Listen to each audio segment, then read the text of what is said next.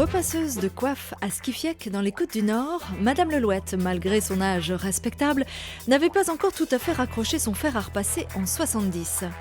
Devenue rare dans sa profession, les coiffes ne sont déjà plus très tendance à cette époque, elle a appris le métier toute jeunette. C'est sa mère et sa grand-mère qui lui ont transmis leur savoir-faire. Attablée dans sa cuisine, elle se raconte au micro d'Edith Vicker. On repassait tous les jours de ce temps-là. De ce temps-là, il y avait des coiffes à repasser tous les jours. Moi, je porte la coiffe tous les jours, mais sitôt que je fais mon ménage, je fais ma toilette et je mets ma coiffe tous les jours, tous les jours. On est à 3 quand même qui portent la coiffe tous les jours à ce qui tient. Comment est-ce que vous faites pour repasser vos coiffes?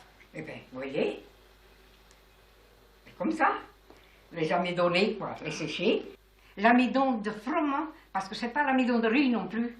Celui-là ne peut pas être cuit, on ne peut pas repasser avec ça. On le bout pendant 5-10 minutes, quoi.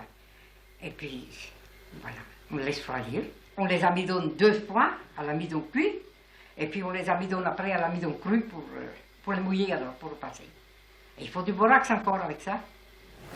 Ah, ça y est, le borax. Avec tout ce travail, parce que dans le temps, le métier ne connaissait pas vraiment la crise. Quand ma mère et moi travaillions, eh ben, le travail ne diminuait jamais. Ça changeait de rythme, mais ça ne diminuait jamais. Tout le temps, plein. Puisque tout le monde portait la coiffe, n'est-ce pas?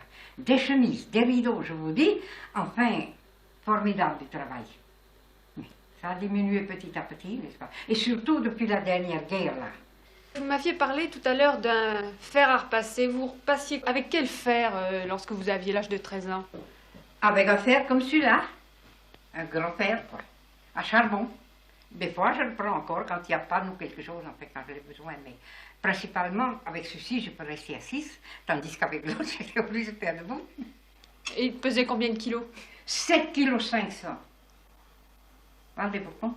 Il était grand, il avait presque 1 kg de charbon dedans, à la fois. Alors, il fallait bien que je reste debout comme ça, puisque je n'avais pas la force de faire assise.